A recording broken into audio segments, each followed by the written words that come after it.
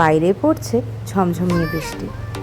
এই যে গরমের ওয়েদারটা চলছিল, এটা থেকে এই বৃষ্টিটাই কিন্তু শান্তি দিচ্ছিল। ভাবলাম দুপুরটায় শুয়ে সময়টা নষ্ট করব না, বাইরের এই অপরূপ দৃশ্যর মজা নেব। আর তার পাশাপাশি ভাবলাম এই ব্যাঙ্গেলসটা কালার করে নিই। ব্যাঙ্গেলসটা কালার করতে গিয়ে তোমরা দেখতেই পাচ্ছ নিচে যতগুলো কালার রয়েছে সবকটাই মোটামুটি হোয়াইটটা বাদ দিয়ে ইউজ করেছি। এক্ষেত্রে একদম যেটা লেমন ইয়েলো হয় সেটাও নিয়েছি, একটা ক্রোম ইয়েলো হয় সেটাও নিয়েছি, এবং সবশেষে অরেঞ্জ দিয়ে শেডিং করেছি। এই শেডিং করাটাই কিন্তু আসল, যেটা ফ্লাওয়ারটার একদম লুকটাই পাল্টে দেবে। দেখো বেশ সুন্দর লাগছে কিন্তু দেখতে।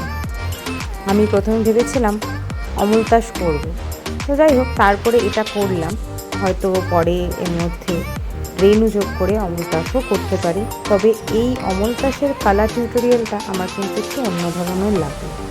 সাধারণত আমরা অমলতাস ফুল দেখে থাকি লেমন ইয়েলোতে, আর আমি এক্ষেত্রে লেমন ইয়েলো, ক্রোম ইয়েলো আর একটু অরেঞ্জ দিয়ে শেডিং করেছি, যাতে ব্যাঙ্গেলসটা একটু ব্রাইট লাগে। সত্যি কথা বলতে তোমাদের সাথে নানান ধরনের পেন্ডেন্টের ভিডিও শেয়ার করা হয়নি কোনো ব্যাঙ্গেলসের মেকিং ভিডিও, অথবা ব্যাঙ্গেলসের ওপর কী করে আমি ক্লে এইভাবে ডিজাইন করি। ডিজাইনটা কীভাবে করি অবশ্যই তোমাদের দেখাবো। আমি স্টেপ বাই স্টেপ কাজ করাটা পছন্দ করি, কারণ সকলেই যারা ক্লে আর্টিস্ট রয়েছে সকলকেই দেখেছি স্টেপ বাই স্টেপ কাজ করতে। তোমাদের এই ব্যাঙ্গেলস মেকিং ভিডিওটা কেমন লাগলো অবশ্যই জানিও।